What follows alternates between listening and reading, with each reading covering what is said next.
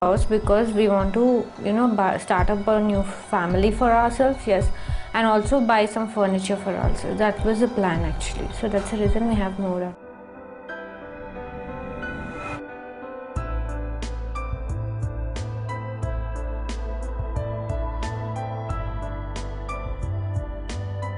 The Iyers' monthly expenses roughly add up to 14,500 rupees per month, which till now have been met through the severance package paid to Iyer by his company and some money being chipped in by his father.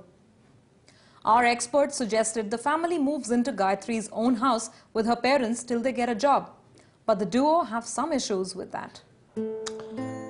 See, it's a very easy option to think about. And, initially after the marriage, when I moved out, there were resources that I had and all that. And then I was able to pay the rent and all. Somewhere deep inside, I seriously, I'll be, when I got married to Gayatri, I got married to Gayatri only. And the kind of situation that we are going through, I don't want others to be a part of it.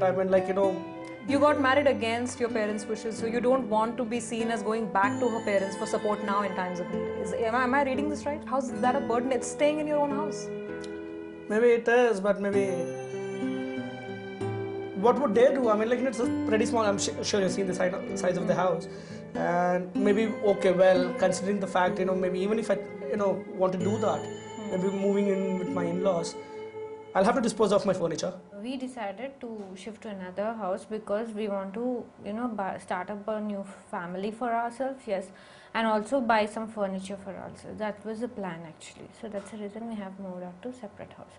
Now, since we have total furniture here, everything set up, and everything here, moving on to the same house again because there is a problem with the furniture.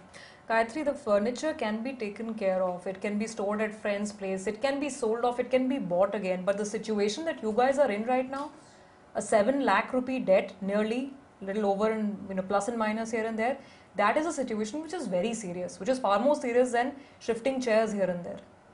Do you realize the gravity of the situation? Yeah, but I don't think because see, fridge and all, it won't, no, I cannot store these kind of items anywhere. I don't have any place there. That's the reason I'm paying 3,000 separately. So you're saying you're paying 3,000 rupees every month? Only for the furniture. Only for keeping furniture? Yeah, true. Is that a valid reason? You think that's a valid reason? Even though I keep where should I keep the furniture? The furniture? See, the big question in my mind here is, yes, furniture. Okay, I can adjust myself for another 2 to 3 months with my parents, yes. Maybe I can do that. What about Subbu? I don't think he can. Okay, so now what you're saying is something slightly different. You're saying that maybe your husband will not be very comfortable staying with your parents? There are two things. First one is the furniture. Second is Subbu. Let's get real. What is the bigger issue? Adjusting I furniture think both are bigger issues. Because what I feel in my mind is I can sort out these problems. Going ahead 1 month or 2 months, yes, I can solve these problems. Because yes, Subbu would get a job. Even though if he is not getting a job, he would do some agency. Like, he can take up LIC, or he can join any agencies and sell some insurance policies, or do some kind of a part-time so that he can earn some money. That was the plan in my mind. So that's the suggestion I'm going to give him for the next 1 month or 2 months, because that's an easy thing to sell something, sell some insurance policies or something as a part-time. Don't mind me asking this, because I'm just trying to understand where you're coming from. That house is in your name. Yeah. What was the intention of buying that house? Did you buy it for your parents to stay? Did you think you will settle in that house after marriage? What was the intention? Will they move in with the in-laws? Will they give up the rented house? Will they get a job? To find out, watch the next episode. Nothing about gambling? Oh. We come from a background wherein we don't have any foundation. We have to lay that foundation, then stand on it. But is debt the right foundation to build your life? Well, at that point in time, You need to target your credit card dues first, because those are very high interest loans that you're sitting on right now.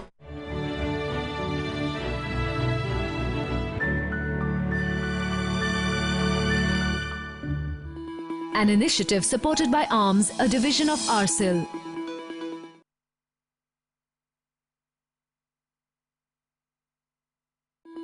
An initiative supported by ARMS, a division of ARCIL.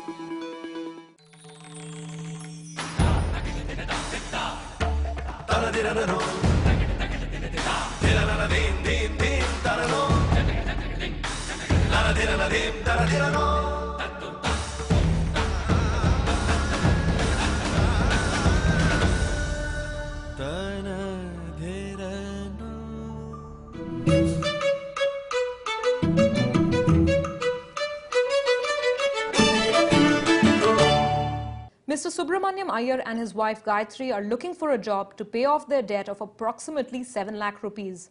They have multiple credit cards, 6 to be precise, 5 personal loans and 1 housing loan. Our experts gave them a few tasks. Let's see what they've achieved. The first was to note down exact expenses and prepare a monthly household budget. Then there was the question of finding a job. Both Subramaniam and Gayatri have been frantically looking for offers and are constantly on the phone chasing potential employers. There was also the important task of finding out exactly how much they owe to every bank on loans and credit card payments, and also checking out if there is a possibility of negotiation or settlement with these banks. The experts also wanted to know the total value of gold and other investments which the family holds as of now before they could offer any solutions. చెప్తాం ఎందుకు దానికి నెలకు 4,000 rupees పడుతుంది కదా 5,000 yeah అది వచ్చింది కాబట్టి కొంచెం we were able to survive.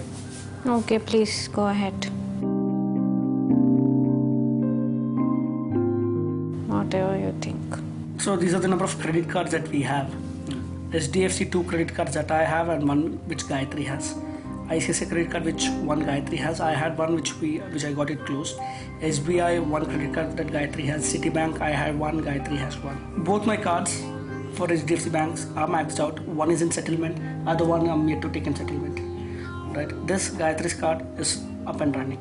ICICI credit card I had 1 which I settled. 1 Gayatri's card is still running. No, it's not running. It's running in the sense it's open. You have it. No, I don't have any credits, balance for them. It's closed now. I'm just showing as if to these are what we have, and for mine everything is consumed. For Gayatri it is open. Alright. This one is under settlement on equal monthly installment. And Citibank, yes, I was on equal monthly installment, but over a period of time I was not able to pay them too, so that has gone back. So 1,10,000 that I had with them has come down to, has come to 1,05,000, of which they are ready to offer a settlement for 75,000. But just because of the fact that I don't have the 75,000 in hand with me right now to pay them, I'm not paying them. I'm keeping them aside. Alright. Now, but my major headaches at this point of time would be to close off these credit cards because these accumulate interest on a very high rate. Alright. And added to which, these are the loans that I have. This UTI loan, if you remember, yesterday I told you for me to buy that computer, 1,367 rupees. Is what I pay every month, and then I have a Fullerton loan which I have taken a year back when my dad passed away, for which I pay 2,500 rupees every month. All right, there was a chit fund that we have actually taken, which is in fact like a saving, for which money which I pay, which was helpful in closing my ICICI Bank credit card, my ICICI Bank personal loan, and a couple of other things too. And my ABN AMRO, which is on Gayatri's name, is for the amount which we pay is 4,960 for an amount of 1,75,000, for which there's a 30,000 rupees principal which is outstanding at this point in time. If I like to close it today, I pay 30,000 to them and we are done. And Citibank, 4,290 is the EMI which I owe them. 1,41,000 is the amount that we have borrowed. And at this point of time, in today, if I like to close it, I pay them 52,000. We are done. In that case, say UTI, not UTI, ABN AMRO and Citibank, I used to pay them every month. Alright? Because these are not mine. These are not mine because these are Gayatri's.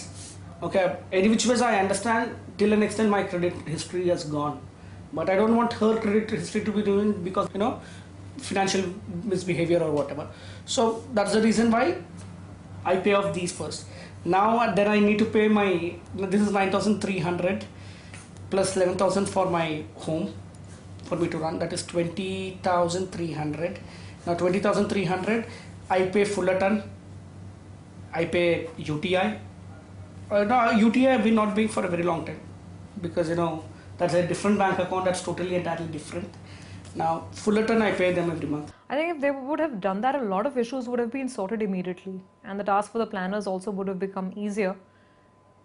And I did not buy the argument. The one point which got me a little agitated was their logic that because furniture cannot be accommodated in the other house, they need to stay in a rented house. I thought that was absolutely absurd. Then there was also the issue about staying with Gayatri's parents to save on rent, something that both were not too keen on. So we never thought of, what do you call, staying together. Because it's my parents, right? It's not his parents. I don't think for me to stay with them, maybe you could call me traditional and all.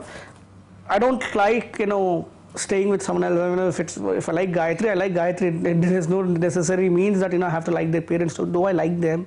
But I don't like to stay with them in the same house, within under some four walls, with them, and talking to them. Once in a while they come home. That's a good feeling, but I would not love to stay with them. The kind of habits that you have, as in spending. Okay, well, I don't splurge on, I don't say I'm a teetotaler, but I don't splurge on booze at all. I mean, but say I and Gayatri go to shop. Pays are enough for right now. I should go for 4. She was okay with a bangle of 8 grams each. I said, no, let's go for 10. I mean, when you're going for it, go for it. I mean, don't you remember your outstanding loans? Don't you remember the calls from the bank agents at that time? Any other personal habits or personal traits? You call them vices. I smoke. And? Nothing about gambling? Oh, gambling, I wouldn't say when I say gambling, I haven't gone to the extent of, I borrow money to gamble. I never done that, and I don't think I'd ever do that. Well, I happened to work with a company wherein we were providing back-end support for online gambling sites. All right, and there I learned the game. I mean, it was a necessity for you to learn the game so that I was in the fraud team, the fraud control team, and it was a necessity for me to know the game. And when you're in that kind of a position, I would not say that I took advantage of it, but you have to know ins and outs of the game system and how it works, what are the ways that you can cheat and all that. So I knew this, and that's about it. And maybe if you call it gambling. How many times did you play the game? Which is the game, first of all? Poker. We come from a background wherein we don't have any foundation. We have to lay that foundation, then stand on it. But is debt the right foundation to build your life? Well, at that point in time,